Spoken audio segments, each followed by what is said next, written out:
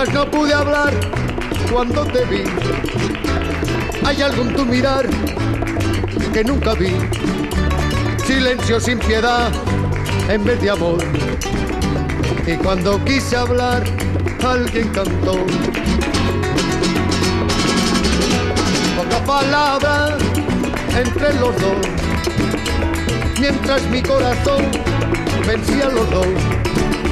Sentí que alguien habló y era tu voz. Cuando te acarició, alguien cantó. Antes de pasar a hablar de la dialéctica trascendental, vamos a hacer un breve repaso. Habíamos visto que Kant estructuraba o que dividía el conocimiento en tres niveles. En primer lugar, la sensibilidad, en segundo lugar, el entendimiento y, en tercer lugar, la razón. Y estos niveles interaccionaban entre sí, puesto que cada uno aportaba al siguiente nivel el material que necesitaba para que se produjese propiamente el conocimiento. Habíamos visto que en la estética trascendental Kant se había ocupado de estudiar la sensibilidad, como esa capacidad que tenemos para recibir sensaciones de la realidad exterior a través de los sentidos. Y en la estética trascendental Kant había demostrado cómo son posibles los juicios sintéticos a priori en las matemáticas y, por lo tanto, podíamos considerar a las matemáticas como una ciencia. En la analítica trascendental habíamos visto cómo Kant se ocupaba de estudiar el entendimiento, como esa capacidad que tenemos para elaborar juicios, es decir, para pensar toda aquella realidad que podemos percibir a través de los sentidos. Y en la analítica trascendental, Kant había demostrado cómo eran posibles los juicios sintéticos a priori en la física. Pues bien, en la dialéctica trascendental, Kant se va a ocupar de estudiar la razón, cómo funciona la razón, y Kant va a definir la razón como esa capacidad que tenemos para elaborar razonamientos. Y en la dialéctica trascendental, Kant va a demostrar que los juicios sintéticos a priori no son posibles en la metafísica y, por lo tanto, no podemos considerar a la metafísica como una ciencia. Según Kant, la actividad de la razón consiste en conectar unos juicios con otros, formando razonamientos de acuerdo a las leyes de la lógica. Entonces, según Kant, la pretensión de la razón es cada vez elaborar juicios más generales que sirvan de fundamento de otros juicios más particulares. Entonces, mientras la razón realice esta actividad sin salirse de la experiencia, dice Kant que todo está bien, que todo ok, que el uso de la razón es correcto y por lo tanto nos permite aumentar nuestro conocimiento, que es al fin y al cabo lo que pretende la ciencia. Vamos a poner un ejemplo de esto para verlo un poquito más claro. Habíamos dicho que la actividad de la razón consiste en conectar unos juicios con otros, formando razonamientos de acuerdo a las leyes de la lógica.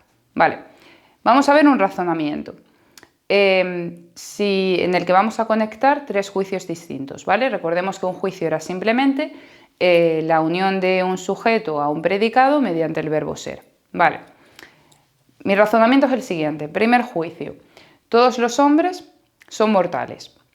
Segundo juicio, todos los sabios son hombres. Conclusión, todos los sabios son mortales. Vale.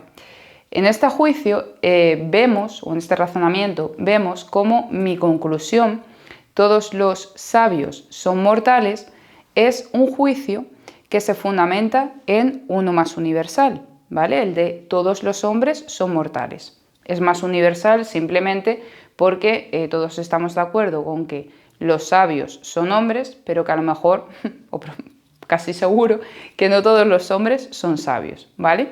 Entonces, mi conclusión, todos los sabios son mortales, se fundamenta en un juicio mucho más general, el de todos los hombres son mortales. Pero nuestra razón, nos dice Kant, que tiende a continuar este proceso, es decir, a buscar un juicio que sea más general, ¿vale? Y que sirva de fundamento para juicios más particulares.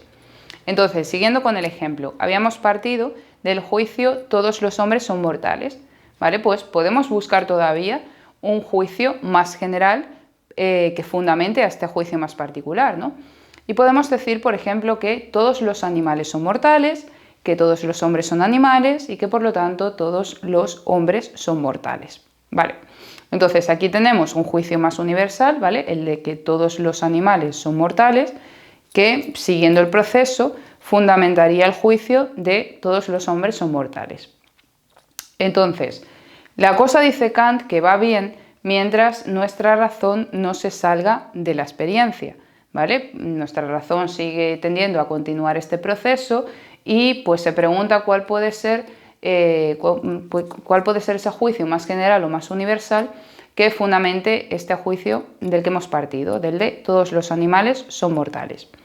Entonces, mientras la razón no se salga de la experiencia, dice Kant que todo va fenomenal.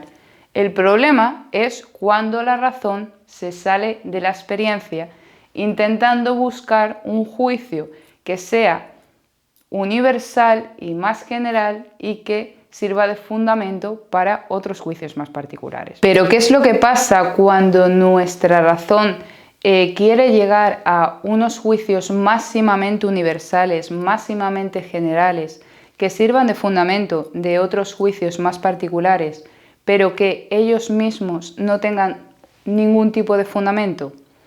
Pues dice Kant que nuestra razón traspasa la barrera de la experiencia, porque los conceptos que se encuentran en estos juicios máximamente generales, máximamente universales, que no tienen ellos mismos un fundamento, estos conceptos, a partir de los cuales realizamos estos juicios, ya no serían categorías del entendimiento, ¿vale? Recordemos que las categorías lo que hacían eran unificar o sintetizar fenómenos sensibles, ¿vale? Pues los conceptos que se encuentran en estos juicios máximamente universales, máximamente generales, que no tienen un fundamento para ellos mismos, no son categorías del entendimiento, sino que son conceptos que traspasan la barrera de la experiencia, porque estos juicios, dice Kant, lo que pretenden es llegar a conocer la cosa en sí o el noúmeno. Y recordemos que para Kant nosotros no podemos conocer lo que las cosas son en sí mismas, sino solamente las cosas tal y como nosotros las percibimos, tal y como nosotros las conocemos. Es decir, que nosotros podemos conocer el fenómeno, pero jamás podremos conocer la cosa en sí, es decir, el noúmeno. ¿Y cómo llama Kant a estas ideas que traspasan la barrera de la experiencia, que van más allá de la experiencia? Kant las denomina ideas trascendentales.